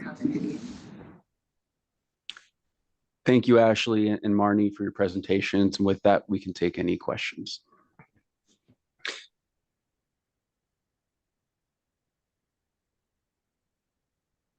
I will now entertain comments from members of the CEHD committee. Just a reminder, if a member of this body is attending remotely but is not at a location specified on the agenda, they may observe but may not participate in any discussion or voting of this body. I call on John Mirisch. Thank you very much to both of you for the very extensive presentation, including rules and what we can do and expand it. As I understand it, the whole point of ADUs is, in theory, is to increase affordability. What is our actual experience in seeing that once everyone has streamlined and gone through these processes? We did hear that it sounds like there's a positive impact to property values, that people who build ADUs can build wealth by increasing their property values. But what evidence do we have one way or the other that ADUs are actually leading to meaningful affordability so that people who perhaps did not have an opportunity to live in these areas before can? What is the evidence on that? Because from my perspective, that's the whole point of doing this. And I'd love to hear about that. Thank you. I can start. I can speak to when I mentioned that we did a market gap analysis as a part of the financial assistance program. And during that analysis, did really see that the difference in annual rents are about 15,000 or so for one bedrooms, comparing market rate to affordability. And so there's still a gap there. It's a little bit less with studios, as you can imagine. But that's why one of the recommendations from our financial assistance report was to consider a rental rebate program and help homeowners to fill that gap, to make it more feasible for them to develop ADUs so that they can, in reality, be rented at affordable rates. So we didn't look at, or part of our scope wasn't looking at the difference that, the efforts in streamlining and legislation is obviously making after we made these recommendations. But I think that's something that's going to be really important to continue monitoring and tracking as these tools and changes are being implemented over the next several years during this housing cycle for sure. Would it be possible to develop a metric to ensure that savings from streamlining are actually going back to reduced rents as opposed to increased profits? So the purpose of this is Elizabeth Carvajal, Deputy Director. The purpose of this study, as was noted in the presentation, it was funded by our REAP 1 program. And really, we have two different presentations today that really highlight best practices and tools that were made available across the region to help jurisdictions facilitate, or really residents in jurisdictions facilitate ADU development. I think the questions that you're raising, member, we can look into in terms of what the rent of ADU is versus an apartment, et cetera. But I wanted to highlight that what we were lifting up today is the resources, the handbooks, the toolkits that were developed as part of these projects to help spread awareness and accessibility for ADU development across the region. And so we'll definitely take note of that and look into that. Maybe the new chair can agendize for a future meeting. What can we do to ensure that all of these efforts, it's taking a lot of staff time. I'm sure that the studies that have been done cost money too. What can we do to ensure that the end result is significantly increased in meaningful levels of affordability? Thank you. In the interest of time, if the committee members can limit their questions to one question, I call on Frank Zaranian.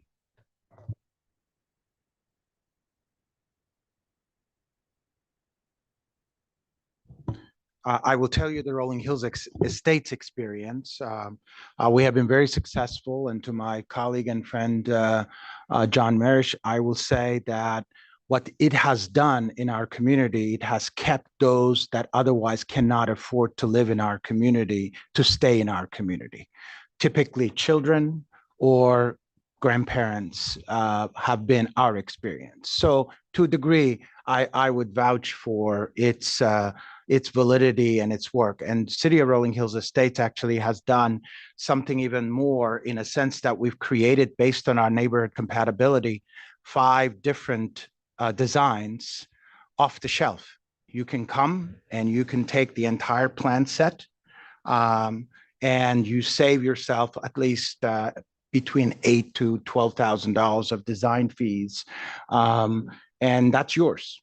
So we've seen great success in the city, and frankly, those of you who know that how much I advocate for local control, these are the kind of ingenuity or innovations that local communities can do if they're allowed to do it.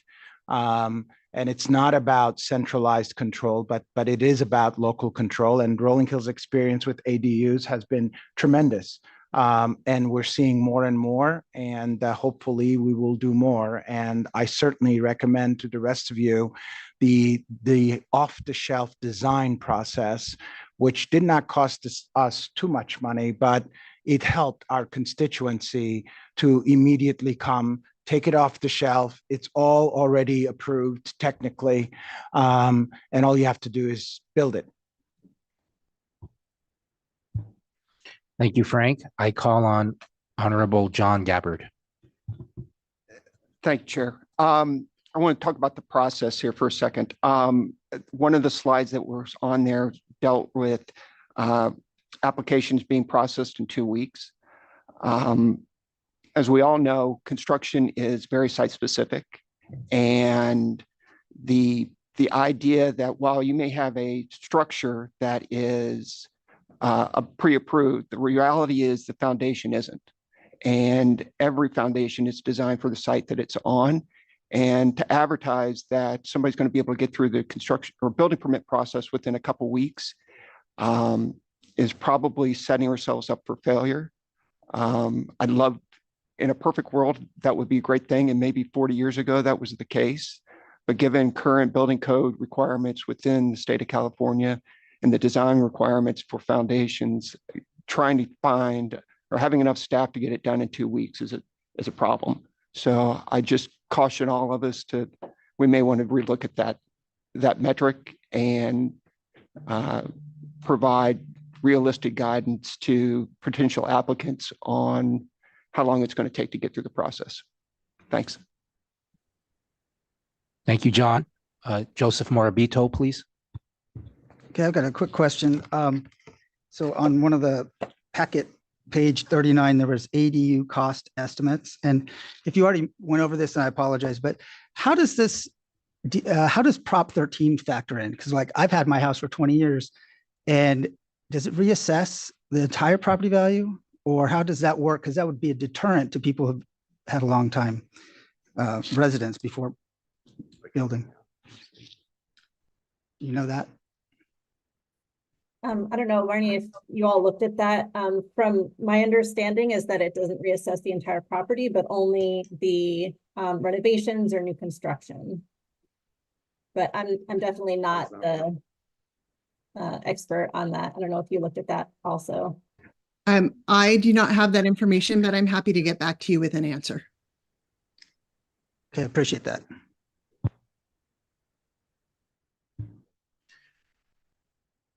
Okay, thank you to our speakers. Thank you, Victor. And oh. And if I might, I'd just like to thank SCAG for their partnership on this project. Gateway Cities COG and Ventura COG have been excellent partners for us, and SCAG connected the dots since we were doing some similar things. And I think that that's helped with efficiency and cost savings for the project overall. And I'd like to thank my board for their confidence in our ability to be the project manager on this. And I'm very proud of the work we've all done together. So thank you very much for giving us the opportunity to present today. Thank you to Zach. I was looking ahead to our next item, which is going to be presented by Victor. So number 5, SCAG Region Job Quality Index Framework. Do we have any members of the public who wish to speak on this item? Mr. Chair, I see no members of the public who wish to speak on item number 5.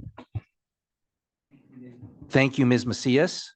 Under item number 3, you heard an overview and update on one of the Inclusive Economic Recovery Strategy grant deliverables, the Tribal Data Needs Assessment Project.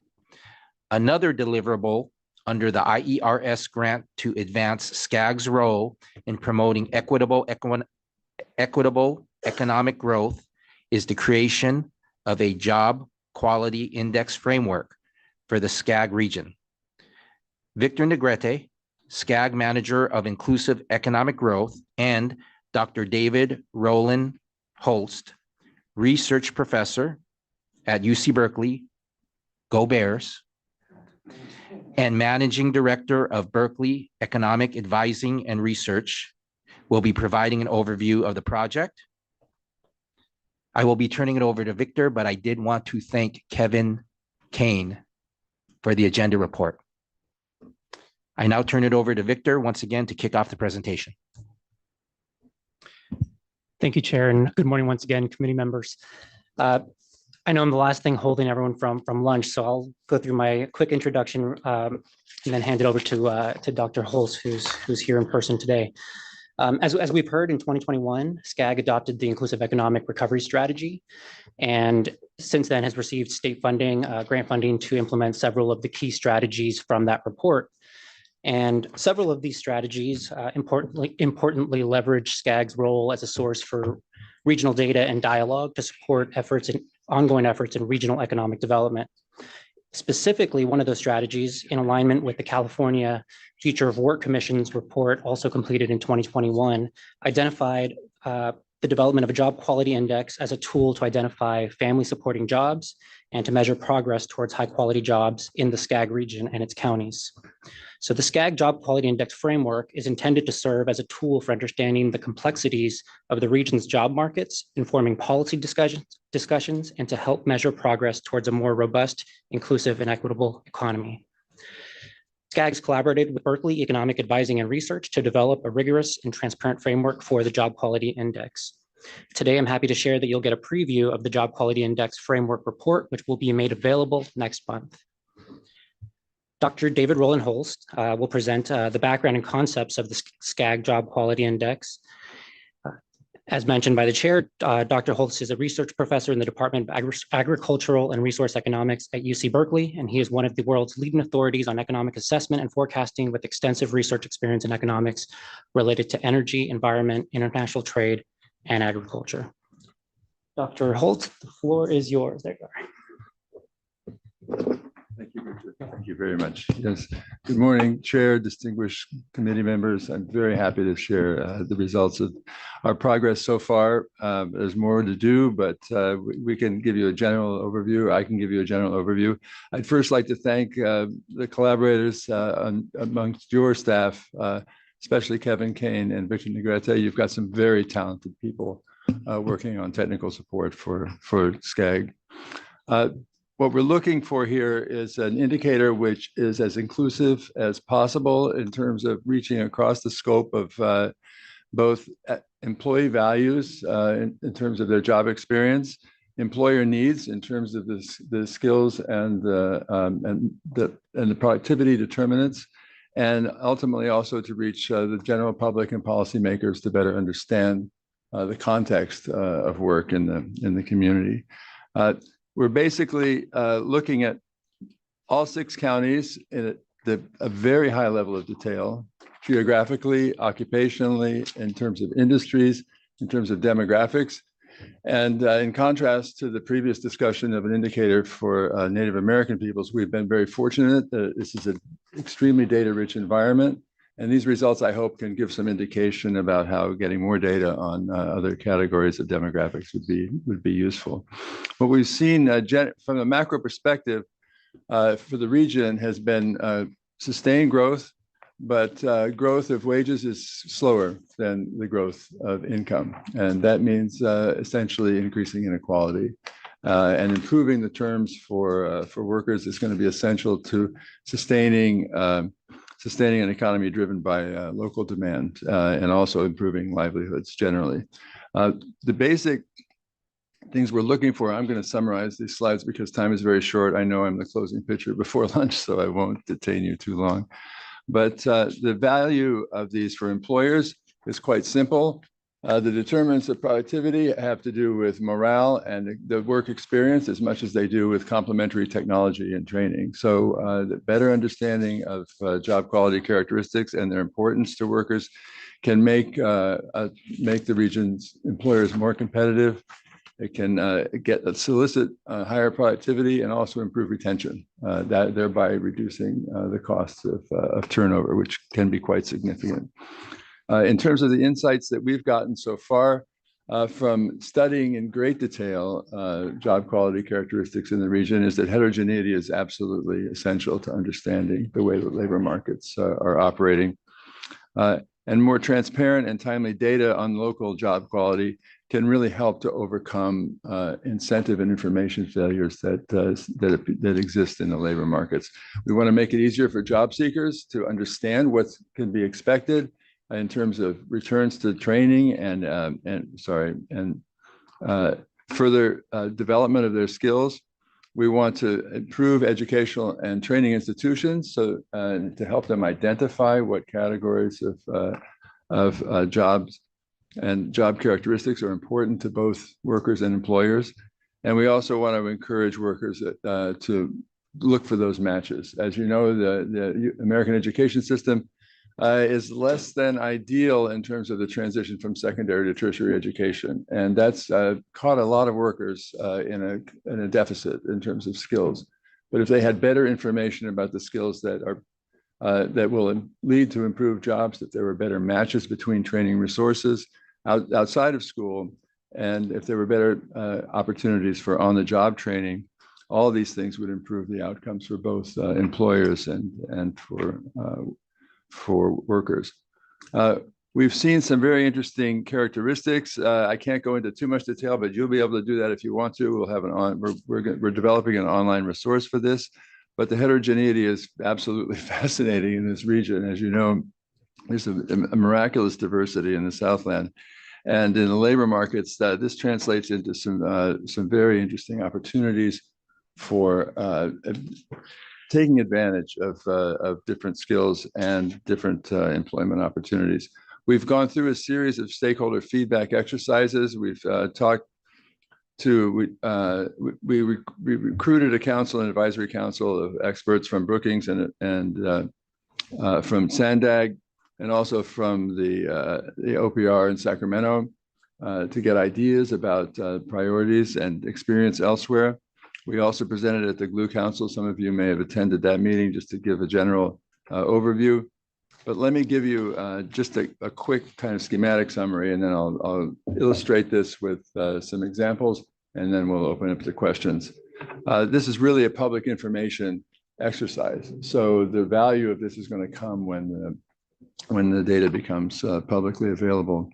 But our basic framework was intended to take economic data and do a direct survey of workers to better understand their preferences and what is it that they're looking for in employment. I mean, direct local survey, and then put those together in the JQI. Here's a schematic of how this index is constructed. It's made of a composite of 16 different job characteristics. They're in 4 generic categories: earnings, of course, benefits, very important, workplace conditions, also important, and personal values. And then those are further divided into 4 subcategories each. We have a lot of data on these things, fortunately, both at this local, the state, and the national level, and we've been able to distill this information into a kind of a user interface dashboard, so people can study these statistics online. But we also wanted to ground this in a better understanding of workers' preferences and what they needed. So we did a direct survey of almost 3,000 workers in the region, relatively equally distributed across the 6 counties, and solicited the data on their preferences. And this is incorporated in the index explicitly. You can see it. There's some fascinating the heterogeneity is really, it rewards close inspection. It's very interesting to see the values. Things like childcare, average preference for childcare is low, but the minute that you disaggregate it by age or gender, suddenly it pops, right? And likewise, compensation. Young workers actually place a lower value on compensation than middle-aged. There's kind of a peak and then it flattens out. But it's very important to be able to identify these things, whether you're an employer or someone who's interested in training and development. So this preference data turned out to be really quite interesting, and combining it with the data on labor market outcomes was also very enlightening. In terms of what it actually communicates, there are some interesting contrasts. So if you look, this is a kind of not a very friendly slide. I'm sorry about that. It's so detailed. But the difference between compensation and benefits, at the margin, it's almost non-existent, because of course most workers understand that they need those benefits to compensate for, or they'll have to pay for them themselves. And this is where I think we see opportunities for more sophisticated compensation packages and ways to help workers essentially contingently, so that they can feel more financially secure, even though they're not getting a bump directly in their paycheck. So lots of opportunities for redesign. Let me show you quickly, since we're running out of time here. Now we should be able to, I'm trying this, Kevin. Alt-tab, you said, right? Okay. Is it up? No, wait. Oh, here it is, okay. Okay, this is an online version of it. You can get access to it from that URL, but also from sending an email to Kevin if you want to. But this is a prototype, so it's not ready for prime time yet. It shows you the same schematic layout, but if you basically go to these categories, you can begin to look at preferences towards earnings. And here's an example, but let's look at the survey ratings. We won't spend a lot of time belaboring this, but these are the survey ratings. The aggregate average is what it is, but the direct compensation is the most important thing to the average worker. Big surprise, right? Maybe, maybe not.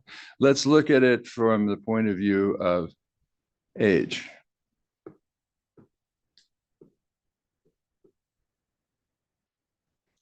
Okay, lower age groups. Oops, that's ethnicity, age. We've got this. This is essentially what's called the SQL database, which means you can slice it according to different characteristics of the labor force. And as I said, some of this can be quite enlightening. We see that for the lower age groups, compensation is not as important because these people don't have dependents, they are interested in training, they're interested in skill development. This really supports the training wage concept in principle. Now, I'm not here to give prescriptive advice, but this kind of evidence can be very helpful when it comes to trying to decide what appropriate compensation arrangements are. As pensions, obviously, this is a really classic example, right? The pensions are of no relevance to young workers and they're of most relevance to older workers. But again, the heterogeneity matters. It's very important. And we can basically find better solutions for compensation by understanding these differences. And firms need to understand that. In terms of gender, compensation, direct compensation is less important as by relatively speaking, but incentive pay is more important for female workers. Pensions are more important on average for female workers. Severance is more important. This is an expression of a kind of risk aversion, presumably, right?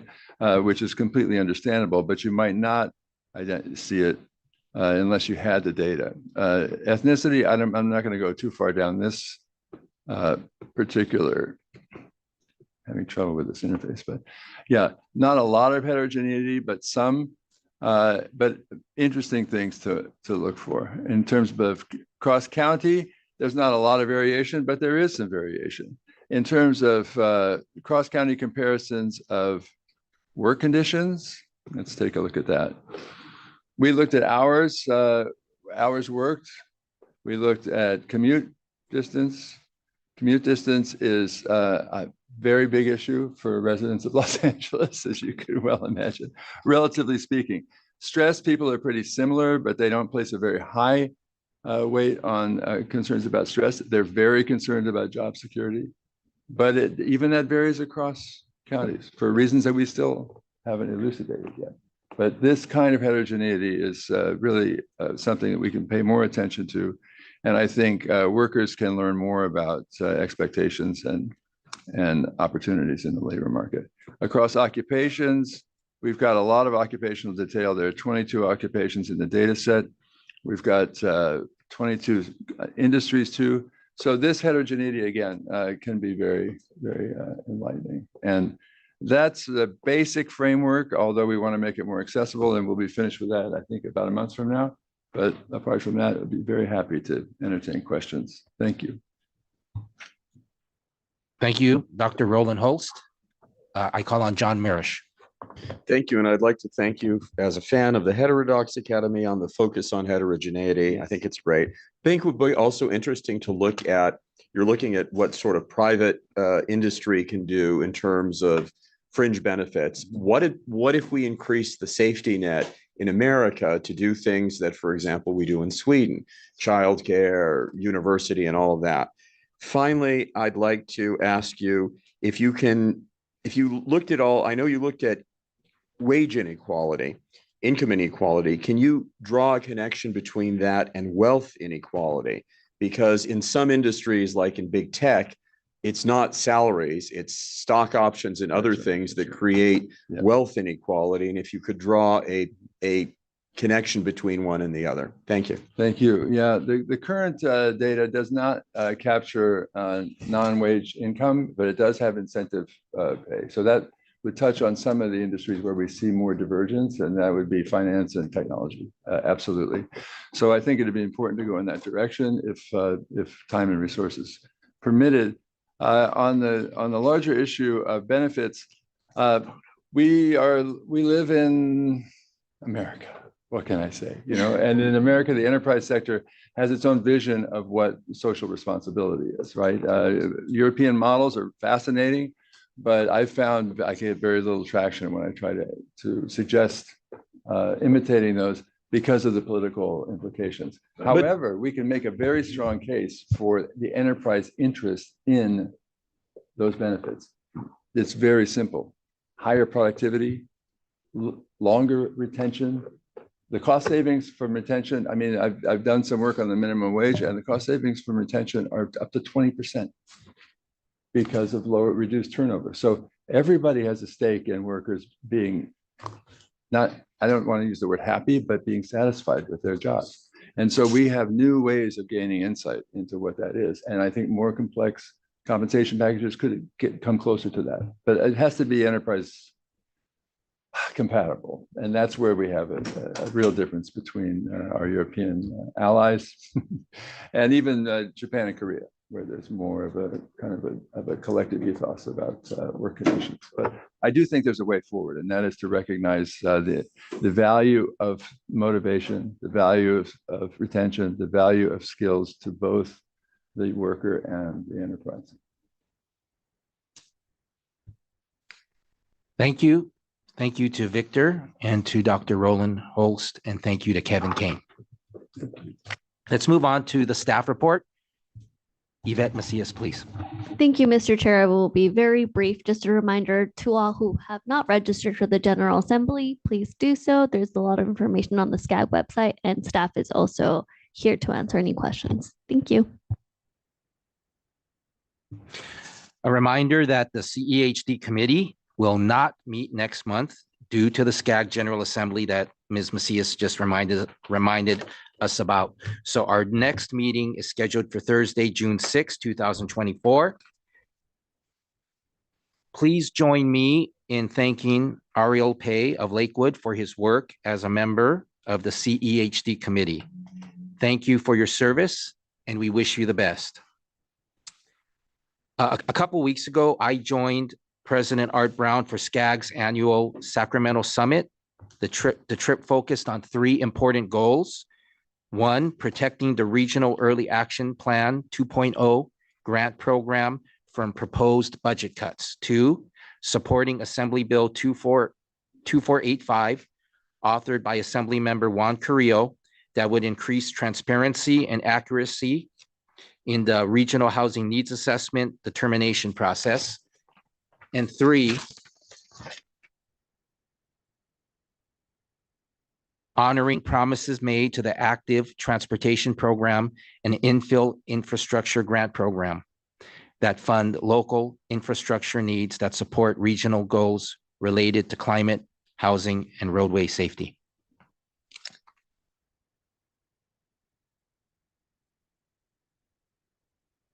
Members, esteemed members of the CEHD committee, this is my last meeting as chair of our awesome CEHD team. It has been a wonderful honor to work with the CEHD committee members and the fantastic staff these past 4 years as vice chair and then chair of the best SCAG committee representing the SCAG region, 191 cities, 6 counties, almost 19 million residents. I can truly say my service with SCAG and the CEHD committee has significantly impacted my service as a council member. David Shapiro has prepared with me for these meetings these past 2 years, and I am confident in his leadership as chair of this committee. Thank you for his guidance to Kome Ajise, our SCAG executive director. Most importantly, thank you to the best staff a chair and vice chair could have. Richard Lamb, Esquire. Madam Clerk, Carmen Summers. Elizabeth Carvajal and Yvette Macias.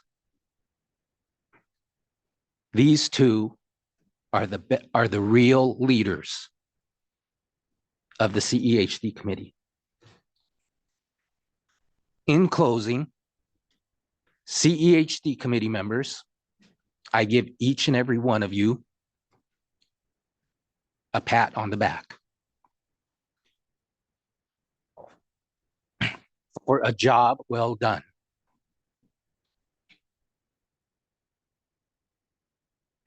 I was lucky to work with you.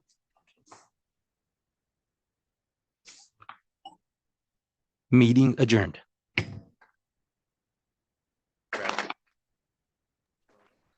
Thank you, Frank, for your great leadership.